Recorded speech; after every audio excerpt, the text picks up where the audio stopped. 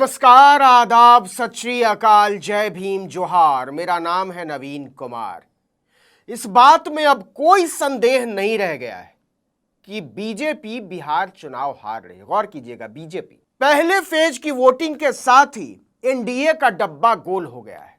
अब अप्पा झप्पा टप्पा करने से कोई फायदा नहीं है। बीजेपी भी इस बात को समझ चुकी है, इसलिए उसने चुनाव में बने रहने के लिए दूसरा रास्ता अख्तियार किया, चोर रास्ता। जी हां, वही चोर रास्ता जिसके लिए बीजेपी बदनाम रही है। बिहार चुनाव में बने रहने के लिए बीजेपी ने पूरा सरकारी अमला चुनाव आयोग के पीछे से लगवा दिया। बड़े पैमाने पर चुनाव में हेराफेरी की तैयारी की गई है। इस हेराफेरी को बस इस बात से समझ लीजिए कि चुनाव में बीजेपी को बनाए रखने के लिए चुनाव आयोग ने गुजरात से आईएएस अफसरों की पूरी टोली उठाकर लगा दी है। चुन चुनकर ऐसे अधिकारियों को बिहार चुनाव में लगाया गया है जिनकी पूरी श्रद्धा बीजेपी की सरकार में है। न्यूज वेबसाइट स्क्रॉल ने इस पर लंबी स्टोरी की है। बिहार चुनाव से पहले चुनाव आयोग ने ऐसे आईएएस और आईपीएस अफसरों की लिस्ट जारी की जो इलेक्शन ऑब्जर्वर यानी चुनावी पर्यवेक्षक बनाकर बिहार भेजे गए। स्क्रॉल ने उस लिस्ट का बारीकी से विश्लेषण किया है, जिसमें बीजेपी की चालबाजी खुलकर सामने आ गई है। पूरे देश से 243 आईएएस अधिकारियों को चुनाव में जनरल ऑब्जर्वर बनाकर बिहार भेजा गया है। हर विधानसभा क्षेत्र में एक अफसर को लगाया गया है। इसमें से 14 आईएएस अफसर गुजरात के हैं, मोदी के राज्य गुजरात से, जहां पिछले 27 साल से लगातार बीजेपी राज कर रही है, जहां बड़े बड़े पुलिस अधिकारी आईएएस अफसर बीजेपी के आगे दंडवत रहते हैं, जिनकी निष्ठा निष्पक्षता पर हावी रहती है। 243 अफसरों में गुजरात के 14 अफसरों का आंकड़ा छोटा लग सकता है, लेकिन जब इसकी तुलना देश के बाकी राज्यों में तैनात कुल आईएएस अधिकारियों से करेंगे तो साफ पता चल जाएगा कि चुनावी तिकड़मबाजी के लिए कितनी चालाकी की गई है। गुजरात में कुल 255 आईएएस अधिकारी हैं। इससे ज्यादा आईएएस अधिकारी पश्चिम बंगाल और कर्नाटक में हैं, लेकिन वहां की बजाय ज्यादा अधिकारी भेजे गए हैं कहां से? गुजरात से। क्यों? क्योंकि ना पश्चिम बंगाल बीजेपी के पास है और ना ही कर्नाटक। साहब ने चुन चुनकर अपने पिट्ठू राज्यों के अधिकारियों को बिहार में तैनाती दिलवाई है। बिहार चुनाव में जनरल ऑब्जर्वर बनाकर भेजे गए अधिकारियों में 68% अधिकारी गुजरात और बाकी के बीजेपी शासित राज्यों से हैं, जबकि कुल आईएएस अफसरों में इनकी हिस्सेदारी केवल 57% है। इस चालाकी को जरा विस्तार से समझिए। उत्तर प्रदेश, जहां बीजेपी का राज है, वहां कुल आईएएस अफसरों की संख्या 571, वहां से 30 अफसर भेजे गए, जबकि पड़ोस के पश्चिम बंगाल, जो गैर बीजेपी शासित राज्य है, जहां कुल आईएएस अफसरों की संख्या 368 है, वहां से सिर्फ 10 अफसरों को बिहार चुनाव में लगाया गया। इसी तरह से नॉर्थ ईस्ट के राज्यों और केंद्र शासित प्रदेशों के आईएएस अधिकारी जो सीधे तौर पर केंद्र सरकार के निगरानी में काम करते हैं, जिनकी कुल संख्या 406, उनमें से 22 अफसरों को बिहार भेजा गया है। जबकि कर्नाटक, जहां कांग्रेस की सरकार है, वहां कुल आईएएस अधिकारियों की संख्या 302 है, लेकिन वहां से सिर्फ 12 अफसरों को बिहार चुनाव में तैनात किया गया। इसी तरह से आईपीएस अफसरों की तैनाती में भी होशियारी दिखाई गई है। चुनाव आयोग ने हर जिले में एक आईपीएस अफसर को पुलिस ऑब्जर्वर बनाया है। 68% जिलों में ऐसे पुलिस अधिकारियों को पर्यवेक्षक बनाया गया है जो बीजेपी या केंद्र शासित राज्यों से आए, जबकि कुल आईपीएस अफसरों में इनकी हिस्सेदारी सिर्फ 59% है।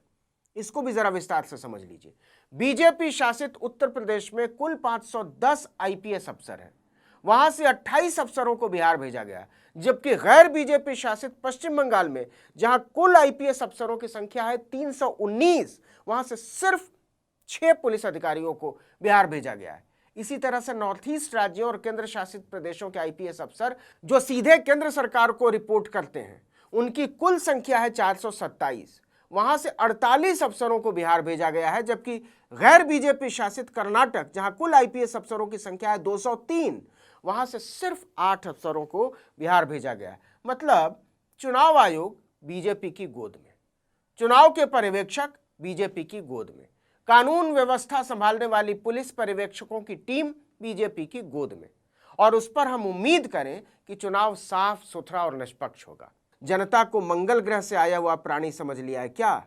और सुन लीजिए, बिहार चुनाव में ऐसे जिलों में जहां पिछले विधानसभा चुनाव में बीजेपी का क्लोज कॉन्टेस्ट रहा था, नजदीकी मुकाबला, यानी जिन राज्यों में बीजेपी कम अंतर से जीती या हारी थी, वहां 80% ऐसे पुलिस पर्यवेक्षकों को तैनात किया गया है जो बीजेपी शासित राज्यों से आए हैं। जी हां, 80% अफसर सिर्फ इस बात की निगरानी करेंगे कि बीजेपी वहां से हारने ना पाए, क्योंकि पिछले चुनाव में वहां से बीजेपी को कांटे की टक्कर मिली थी।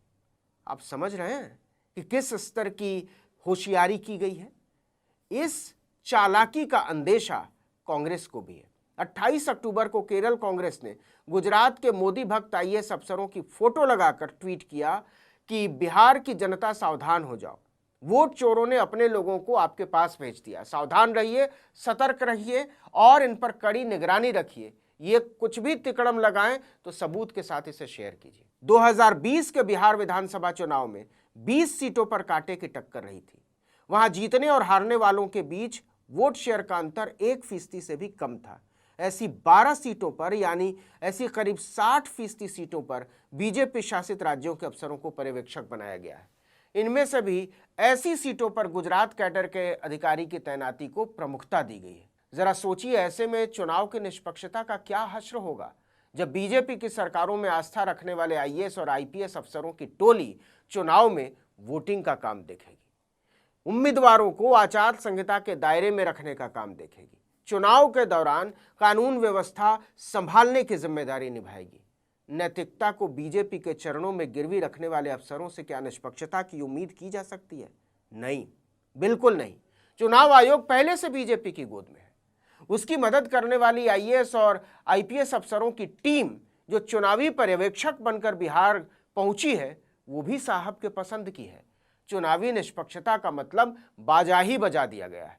35 साल के तेजस्वी को रोकने के लिए 75 साल के खेले खाए अघाए प्रधानमंत्री हर तिकड़म अपना रहे हैं।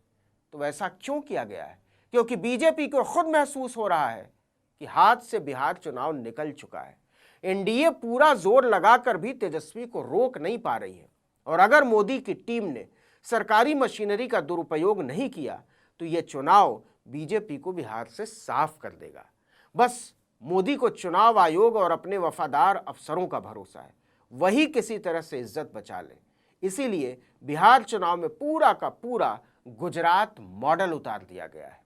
इस वीडियो में इतना ही, लेकिन अगर आपने आर्टिकल 19 इंडिया को अब तक सब्सक्राइब नहीं किया तो फौरन कर लीजिए, बेल आइकॉन दबाइए, घंटी जैसी आकृति लाइक कीजिए और कमेंट करके बताइए हमारा वीडियो आपको कैसा लगा। हमारा ट्विटर हैंडल है article19_India और मेरा ट्विटर हैंडल है नवीन जर्नलिस्ट। नमस्कार।